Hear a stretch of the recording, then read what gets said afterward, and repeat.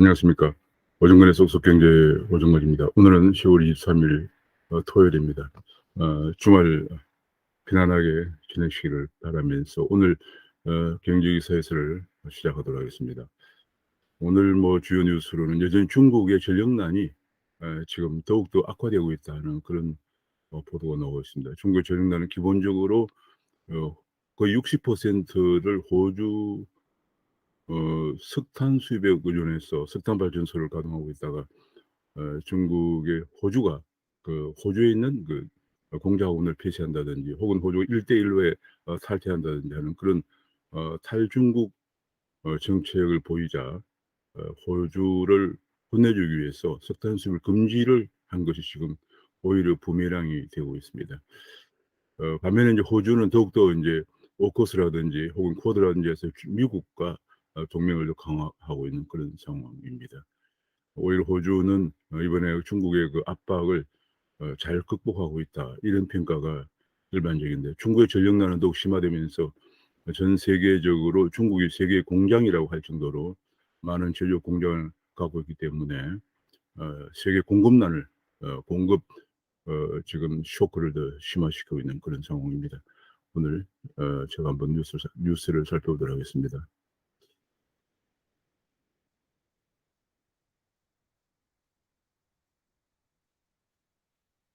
귀에 쏙쏙 들어가도록 경제기사를 쉽게 해드리는 명품 시사해설 10월 23일 토요일 아침입니다. 구독, 알림 설정을 부탁드립니다.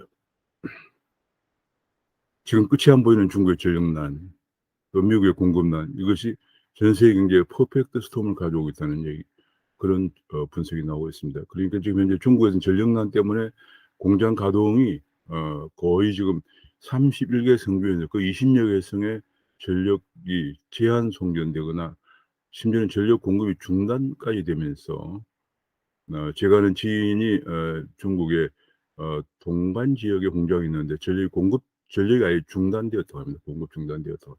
공장을 폐쇄하고 있다, 그런 상황입니다. 미국의 공급난은, 미국은 이제 주로 물류가 문제인데요.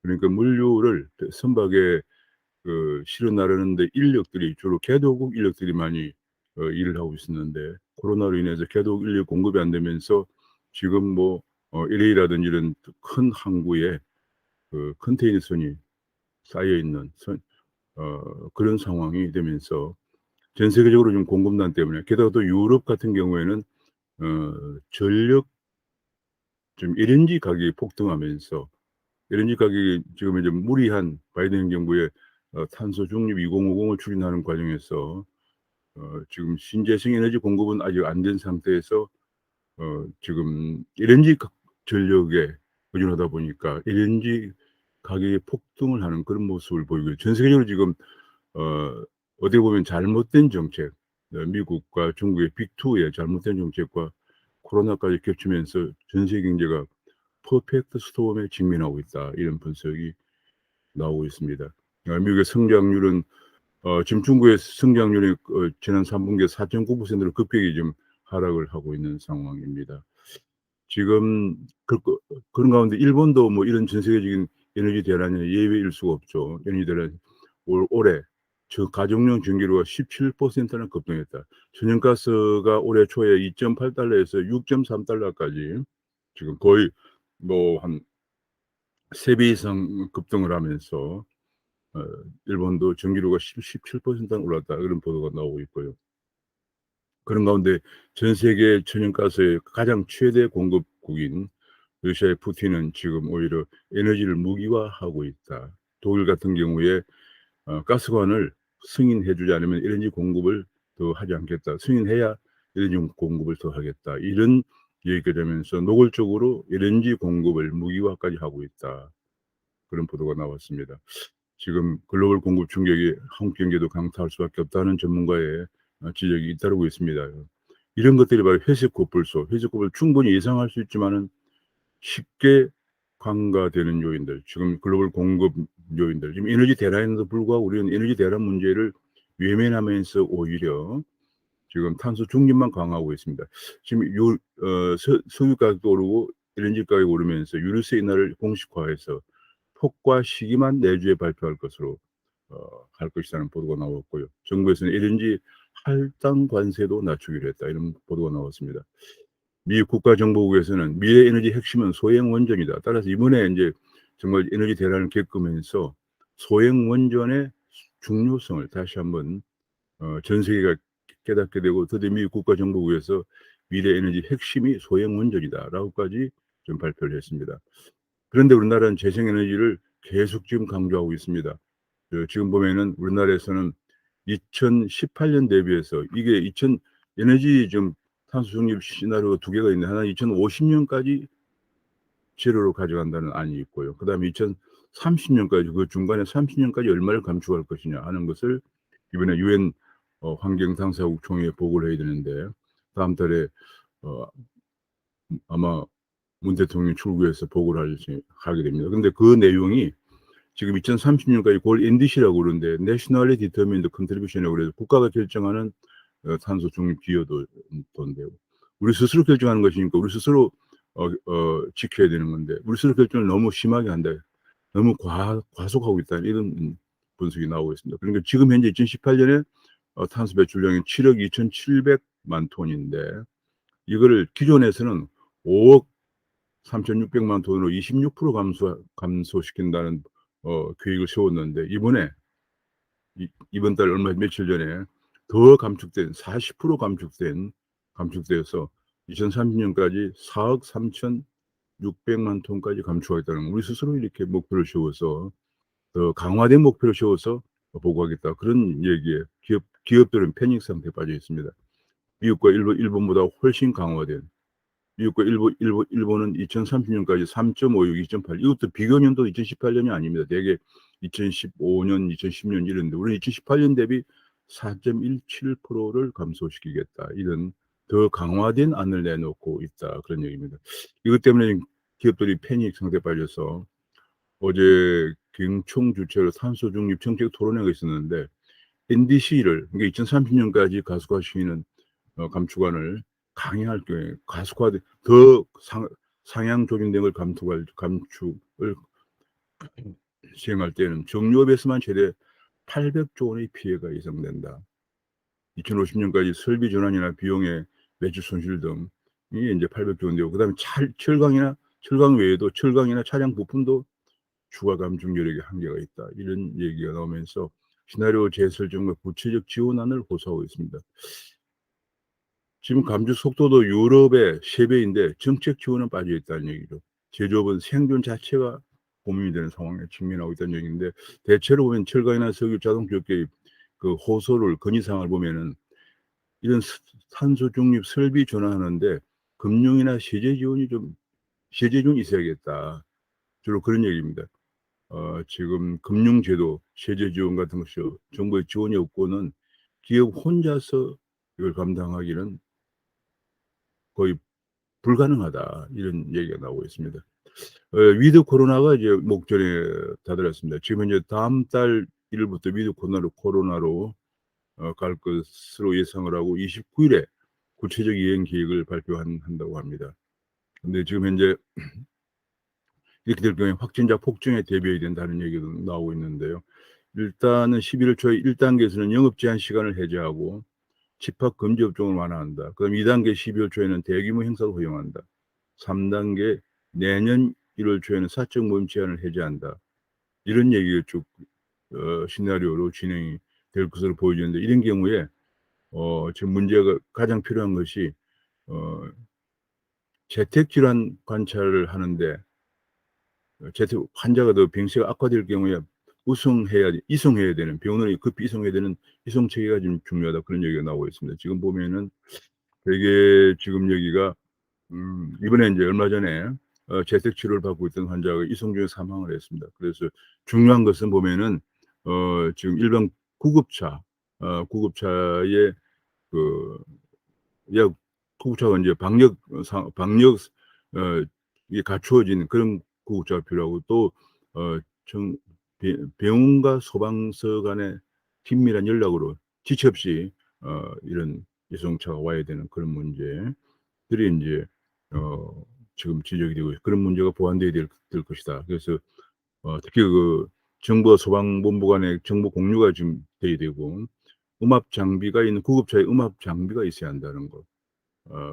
그런 것과 그다음에 체온 등을 빨리 파악해서 병원으로 연락을 하고 바로 소방본부에도 정보가 공유되어서 음압 장비가 있는 구급차가 출동하는 이런 시스템이 지체 없이 갖춰져야 된다, 그런 얘기가 나오고 있고요. 또 한 가지는 서킷 브레이커라고 그래서 이것이 대유행이 오히려 심화될 때는 확진자가 폭증할 경우에는 서킷 브레이크를 발동해서 제한을 사적 모임을 제한하는 거, 서킷 브레이크까지도 고려해야 된다, 그런 얘기가 나오고 있습니다. 지금은 대장동 게이트가 계속 지금 문제가 되고 있죠. 문제가 더 악화되고 있습니다. 해결이 안 되고 있는 것 같습니다. 안 되고 더 악화되고 있는데, 특히 이제 성남개발공사 전 사장을 지낸 사람이 유동규 임명 때 이재명의 입김이 작용했을 것이라는 그런 보도도 나오고 있고요. 유동규가 2016년 남욱 변호사한테 공사 설립 도우면 민간 개발 사업권을 주겠다, 그런 얘기까지 하는 것으로 언론에 보도가 되고 있고, 지금 검찰은 유동규의 이익 환수 조항 삭제를 거의 추궁도 안 했다. 이익 환수 조항이 가장 큰 문제죠. 근데 지금 한 가지 또 보도가, 민간 합동 개발 설계할 때 50% 플러스 1 조항을 민주당이 만들었다. 그런 2011년에 만들었다는 민주당의 최규성 전 의원이 대표 발의해서 도시개발법 개정안에 반영했다. 이것 때문에 이제 민간인들이 민간 투자자가 엄청난 이익을 가져갈 수 있는 그런 근거가 마련됐다는 얘기고요. 지금 오히려 여당에서는 부산저축은행 사태 부실 수사가 대장동의 골이다, 지금 말도 안 되는 옛날 얘기를 꺼내고 있습니다. 회장이 부산저축은행 부실 수사할 때 2011년도인가 그런데, 그때 윤석열 지금 후보가 팀장이었다고 합니다. 수사팀장이었다고 합니다. 박영수가 변호사고 중수이과장이 바로 윤석열이었다고 합니다. 그 중수부장이 지금 최재경 전 국민의힘 자유한국당 의원이었다. 이래 중수부장이 최재경이고 중수이과장이 바로 이걸 담당했던 중수이과장이 윤석열인데, 윤석열이 이걸 제대로 수사하지 않음으로 지금 문제가 발생. 이런 정말 좀 얼토당토한 주장들을 계속 얘기하고 있습니다. 사실 저축은행 사태랑 우리가 잘 알지만, 그 당시에 광주 일고 출신들이 부산에 와서 저축은행을 만들어서 수천억에서 수조 원을 횡령해갔던 은행의 자금을 횡령한 그런 사건입니다. 이것도 역시 광주 일고 출신들이 만들었고, 이번에도 대장동 때 상당히 광주 대동구 출신들이 지금 연루되어 있다는 점이 예사롭지 않습니다. 지금 이재명 캠프 출신이 영입한 뒤에 백현동에서 마법 같은 특혜가 주어지고 있다, 그런 얘기고요. 백현동 특혜는 국토부 탓이다, 이런 얘기했는데, 이재명이 성남시가 국토부에 거듭 요청한 논문건도 지금 나오고 있다. 그러니까 이재명의 지금 국감에서 나온 진술이 거의 지금 사실이 아닌 허위 정황이라는 것, 문제가 또 대두가 되고 있습니다. 근데 문제는 공소장에는 유동규 배임 정황을 써놓고 기소장에는 뺐다. 기소장은 오히려 뇌물 혐의만 넣었다는 겁니다. 배임 혐의를 넣을 경우는 이재명 지사가 불가피하게 연관이 되기 때문에 그 연관성을 빼기 위해서 아예 뇌물 혐의만 넣었는데, 문제는 이 뇌물 혐의조차도 배임을 빼면은 상당히 성립하기가 어려운 그런 법률적 문제가 있다고 어제 법률 전문가들 지적을 하고 있습니다. 지금 배임을 뺀 가장 큰 이유가 이재명은 틀 것도 건드리지 않겠다는 뜻이다, 이런 지적까지 나오고요. 이재명 유동규 배임을 빼고 기소한 것은 검찰의 이재명 수사 포기 선언이다. 오히려 수사팀 검사들도 오히려 이러다 큰일 난다, 차라리 특검하자, 이런 얘기까지 내부에서 나오고 있다는 얘기가 나오고요. 지금 계좌 추적도 하지 않고 압수수색도 뒤늦게 한 데다가 또 시장실은 그나마 또 하지도 않고 있다고, 엊그제 아마 시장실 마지못해서 여론의 압박에 좀 하고 있다, 그런 얘기가 좀 나온 정도고, 아예 기소장에는, 공소장에는 들어가 있던 배임도 기소장에는 빠져 있는, 정말 부실 수사의 전형을, 거의 부실 수사라고 하는 것은 다 그냥 동시다발적으로 발생하는 이런 상황입니다. 결국은 특검만이 해법이라는 것이 여러 전문가들의 지적이 나오고 있습니다. 특검에는 답이 안 보인다. 자, 그런데 이제 또 주택 부분에서 지금 임대차법을 피하려고 월세도 위장 월세까지 지금 등장을 하고 있다. 지금 월세 임대차 사업사 5% 상환을 5% 전월세 5% 상환 때문에 이런 문제죠. 그런데 지금 한 가지 또 중요한 뉴스가 마포의 마포군 신혼부부 임대주택이 절반이 텅 비었다. 청년에게 LH 임대주택이 외면당하고 있다. 서울 인기 지역에서도 마포 같은 인기 지역이죠. 빈집이 속출하고 있는데 너무 좁아서 뭐 5평에서 10평 정도 내외고 아이가 있는 가족은 8.7평짜리 전세는 없고 또 수십만 원짜리 월세뿐이니까 월세를 감당하기 힘들다.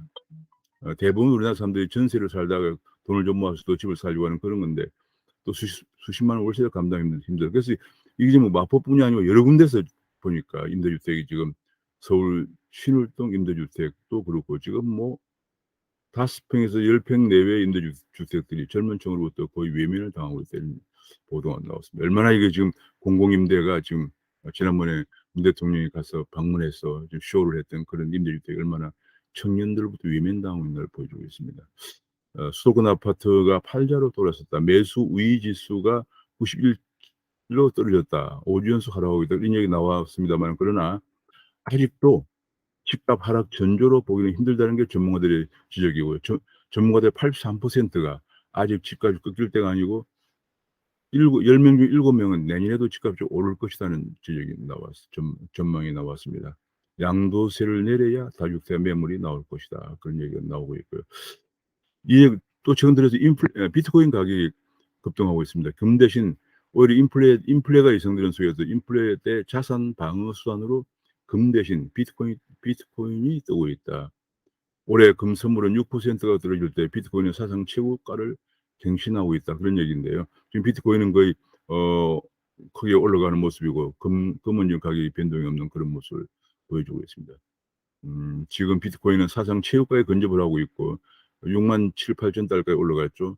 관련 펀드에도 30억 불이 유입되고 있다. 그런 얘기가 좀 나오면서 위험 분산 수단으로서 지금 위험이 다가오고 있는 속에서 위험 분산 수단으로 각광을 받고 있다. 그런 얘기가 나오고 있습니다. 이런 가운데 지금 비트코인 가격이 10월 20일에 6만 5천 달러까지 6만 5,990 달러까지 올라갔는데 이것이 더 오를 것인가 아니면 추워지면 오를 것인가에 대한 여러 가지 찬반 양론이 분분한 그런 상황입니다. 지금 뭐 기관 투자가들도 많이 지금 투자를 증가하고 있고 이런 상황에서 게다가 경제가 좀 또 지금 굉장히 위기가 온다. 퍼펙트 스톰이다. 이런 상황이 항상 경제가 퍼펙트 스톰이나 위기가 올 때는 비트코인이 안전자산으로 주목을 받는 상황입니다. 지금도 메타버스가 굉장히 주목을 받고 있습니다. 초연결, 초지능, 초융합 메타버스가 지금 군부대 장비까지도 지금 일신시키고 있다는 보도가 나오고요. 그러다 보니까 메타버스에 투자하는 ETF, 상장지수 펀드에 돈이 많이 몰리고 있는 관련 지수가 거의 관련 지수 크게 상승하고 있는 이런 모습을 보이고 있습니다. 지금 그동안에 이제 카뱅이 상장을 하면서 시총이 42조까지 올라갔었죠. 그리고 KB가 22조였는데 카뱅이 그동안에 정부의 강력한 규제 대책으로 떨어져서 28조까지 떨어졌습니다. 그리고 K뱅크가 23조까지 올라가면서 서서히 카뱅과 KB금융의 대장주 싸움이 시작되고 있다. 이런 얘기도 보도가 되고 있고요. 결국은 건강보험공단이 2024년부터 건강보험기금이 고갈된다는 그런 전망에도 불구하고 고객센터 상담은 1,600명을 정기적으로 전환하기로 했다. 그러다 보니까 이제 공공기관의 정규직 시험 준비하던 사람들에게는 청년들은 기회를 그만큼 박탈당하는 거죠. 결국 이런 것은 정부가 청년 취업의 불공정을 부추긴 결과다. 이런 지적이 나오고 있습니다. CPTPP 지금 포괄적 점진적 환태평양 경제동반 협정에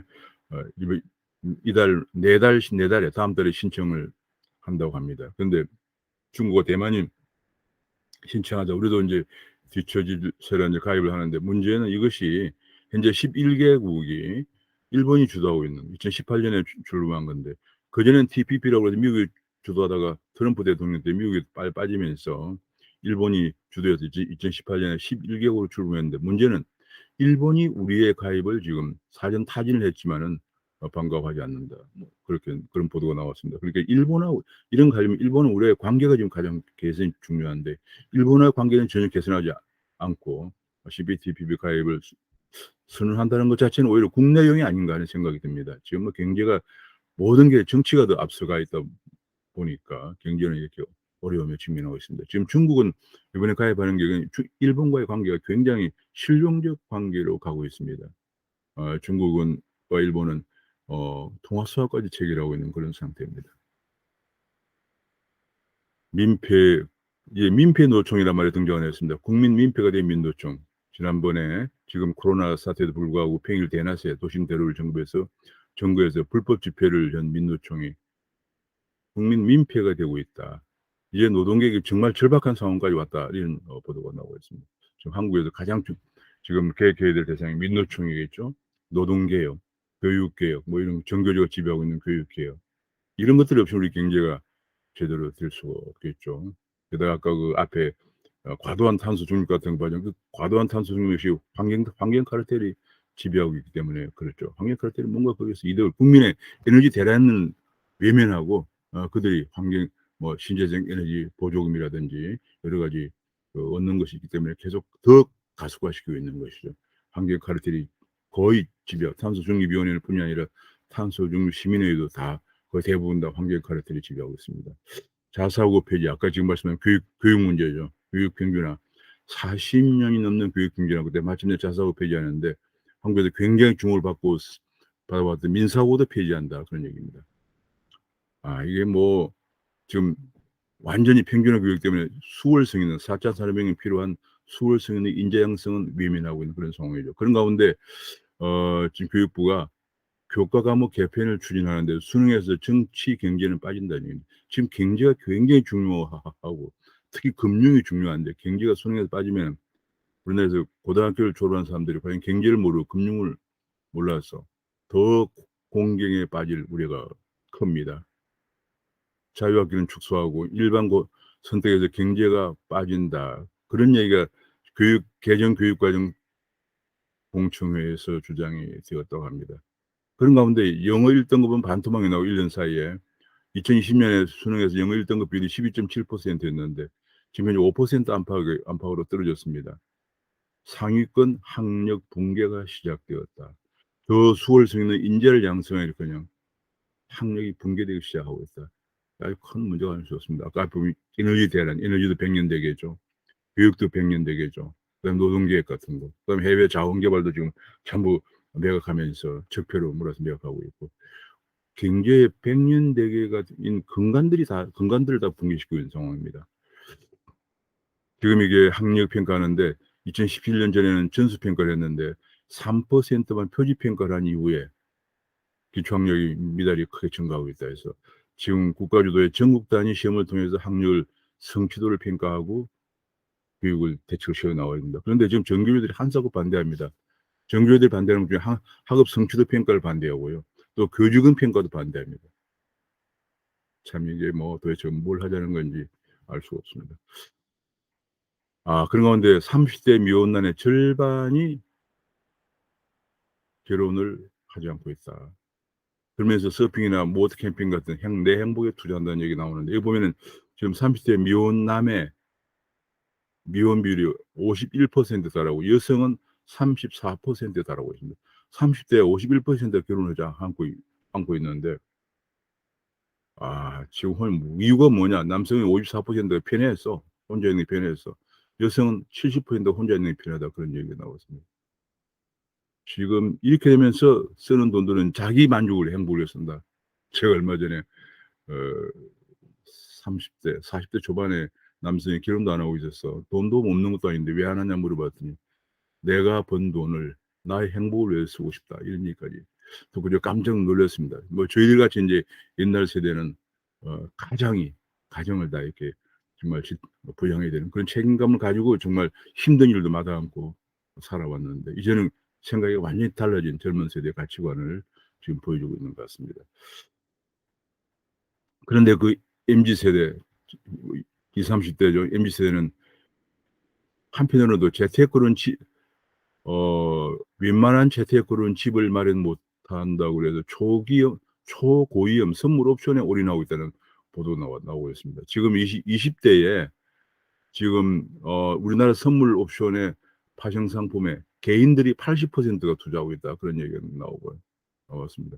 근데 보면 연령별로 20대가 증가율이 크게 증가하고 있다. 이런 얘기가 지금 보도가 되었습니다. 근데 이것이 주로 또 해외 파생 상품에도 많이 투자하고 있다고 그래요. 해외 파생 상품.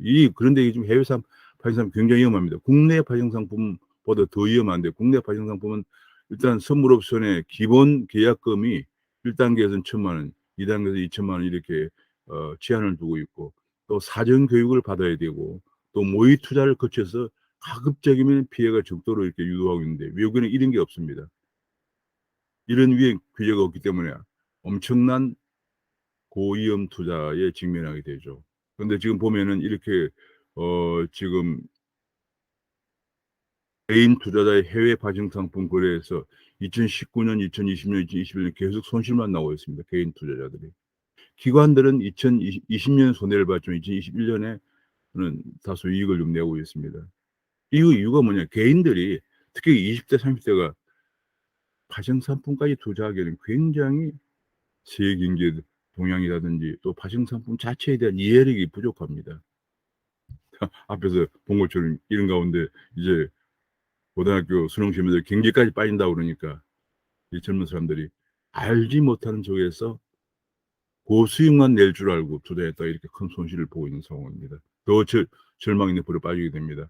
지금 한 번 실패하면 파생상품은 한 번 실패하면 재기가 어렵다. 예컨대 파생상품 만기가 있다는 점에 염두돼요. 만기가 뭐냐면 우리가 증거금을 냈는데 1,000만 원 냈다 그래. 만기가 돼서 이익을 더 못 내면 그 1,000만 원이 그냥 날아갑니다. 옵션 매도자는 이론상 무한대 손실을 입을 수가 있다. 파생상품은 목적이 투기가 아니라 위험회피다.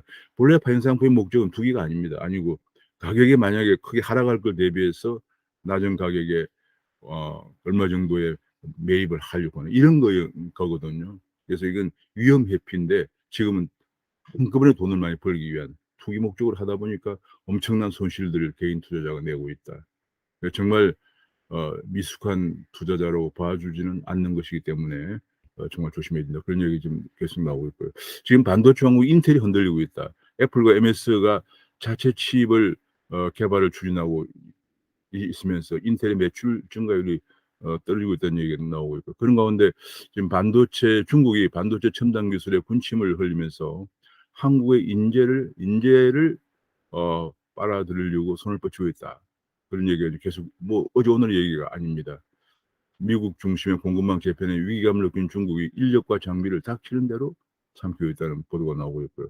지금 테슬라가 배터리 전장에 기름을 붓고 있다 그런 얘기입니다. 지금 보면은 지금 미국의 중국의 배터리와 LEP, 한국의 기업의 주력 제품은 NCM인데 이 배터리가 약간 달라요, 성능이. 다른데 글로벌 시장에서 중국의 제일 큰 회사 CATL은 27%까지 올라갔고요. 한국의 LG 에너지 엔솔이라고도 그러죠. 엔솔이 26.6% 이렇게 이제 되어 있는데, 글로벌 시장에서 중국 시장까지 하면 CATL이 엄청 높습니다만 글로벌 시장에서 한국과 중국의 쟁패를 벌이고 있는데, 문제가 지금 테슬라가 최근에 중국 배터리를 쓰기로 했다고 하는 보도가 나왔습니다. 그런 가운데 올레드 본래 한국이 세계 1위였는데 기술이 중국으로 넘어가면서 지금 중국이 세계 1위인데 중국은 조 단위의 정부 보조금을 받으면서 한국의 안방까지 파고들고 있다. 그런 얘기가 나왔습니다. 지금 최근에 이제 오징어 게임이 굉장히 선풍적인 인기를 끌었습니다. 한국의 K-드라마 가성비 게임이 글로벌 자본을 빨아들이고 있다. 지금 보니까 넷플릭스 같은 게 오징어 게임은 해당 제작비 28억 원을 받았는데 HBO의 왕자의 게임 같은 회당 178억 원, 디즈니 플러스의 완다비전 같은 회당 297억 원을 받았다고 그래요. 어마어마한 돈들을 받으면서 또 투자자에게 엄청난 이익을 남겨주는 한국의 K-드라마인데, 문제는 이것이 이렇게 되다 보니까 예컨대 이번에 넷플릭스 같은 경우에 거의 해당 28억 원이니까 약 한 250억 원 정도 투자비를 받아서 1조 원 정도의 매출액을 넷플릭스에 가져다 주었죠. 그래서 잘못하면은 이것이 우리가 국내 콘텐츠 산업이 세계 OTT 산업의 하청업체로 전락할 우려가 있다는 점에 항상 염두에 두어야 된다는 점을 전문가 지적이 나오고 있습니다. 플랫폼 기업이 지금 확산되고 있는데 이 플랫폼 기업의 핵심은 알고리즘이죠. 알고리즘은 양날의 칼이다 그런 얘기입니다. 알고리즘을 잘 쓰면은 소비자 편익에 엄청난 도움을, 소비자가 무엇을 원하는지를 파악해서 상품을 공급하는 점이 있지만, 또 알고리즘이 또 한편으로는 알고리즘을 제작자들의 나쁜 의도가 들어가면은 큰 문제가 있다. 그래서 알고리즘을 이용한 플랫폼 기업의 양날의 칼에 관해서 우리가 악용을 막고 난제 해결의 도구로 써야 한다는 주장이 나오고 있습니다. 오랜만에 공정거래위원회에 반가운 얘기를 했습니다. 충수 친인척 범위를 축소할 필요가 있다. 지금은 동일인 하면은, 우리나라는 동일인으로 규제를 하죠. 대기업 총수하면 대기업 총수 혼자만 아니고 대기업 총수와 친인척을 포함하는 이 친인척이 너무 넓어서 정말 큰 문제인데, 예컨대 힐쪽은 6촌이네, 인척은 4촌까지를 동일인으로 봅니다. 그러니까 이게 지금 너무 넓어서 사실은 잘 알지 못하는 6촌에서 문제를 일으키면 총수도 처벌받는 이런 문제가 생기는 거거든요. 이걸 줄여야 한다. 이런 주장, 오랜만에 공정거래위원장이 오랜만에 발언서를 내놨습니다. SLB인 북한에서 발사했는데도 피해 없어서 도발이 아니다.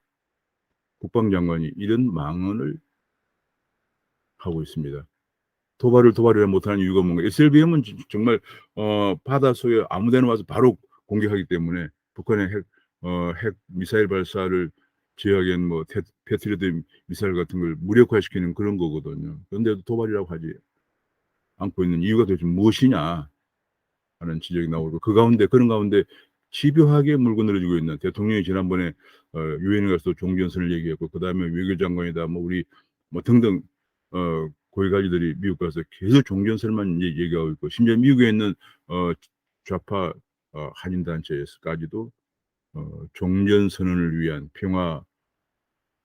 종전선언을 위한 그런 행동까지 가도 시위까지 하고 있는 그런 상황이고, 또 유엔 민주당 내에서도 한반도 평화법이라고 해서 종전선언을 위한 법안까지 제출되고 이런 상황인데, 드디어 성김이라고 하는, 지난번에 주한 미국 대사였죠. 지금 이제 북핵 대사로 임명됐는데 오늘 방한하는데 미국이 종전선언 제안에 따른 득실을 검토 중이다. 이런 발언까지 나왔습니다. 한반도가 안보가 굉장히 위험한 상황까지 가고 있는 것 같습니다. 지금 유엔 43국 중국에 위구르 탄압하지 말라는 성명을 냈는데 한국은 3년 연속 비판 성명에 빠지고 있다. 그런 가운데 지난주 탈북민 30명이 중국 공안에 체포됐는데 작년에만 200명 넘게 붙잡혔다. 우리가 중국에 대해서 해야 할 소리는 정말 안 하고 있는 것 같습니다. 또 한 가지, 대만이 지금 미중 충돌 위기에 몰려 있는데 이것은 또 한국의 위기와 무관하지가 않다. 이런 지적도 나오고 있습니다. 차기 대선은 비호감 경쟁이다.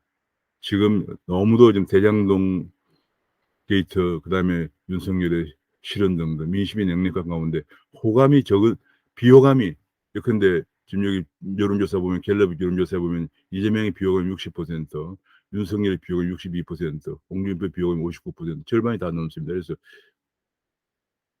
훌륭한 지도자를 뽑기보다는 비호감이 적은 지도자를 뽑아야 되는 이런 딜레마에 유권자들이 직면하고 있다는 그런 보도가 나오고 있습니다. 게다가 또 안철수까지 출마 결심했다. 안철수는 틈만 나면 나와서 분탕질을 합니다. 지난번 대선 때도 안철수가 많이 가져가면 홍준표 안 되고, 또 지난번 서울시장 선거 때도 박원순과 오시훈과 안철수가 나오면서 마지막에 안철수가 박원순을 지지하면서 결국 박원순이 10년의 시정을 이뤄주었고요. 기회 있을 때마다 이런 분탕질에 서슴없이 나서고 있는 상황입니다. 지금 그런데 윤석열의 개사과, 윤석열 얼마 전에 광주 발언 때문에, 5.18 발언 때문에 사과를 했는데, 이 개사과를 계획해 주는 사진이 등장을 했습니다. 상식초월, 이준석 대표가 상식초월 그 이상이라는 얘기를 했고요.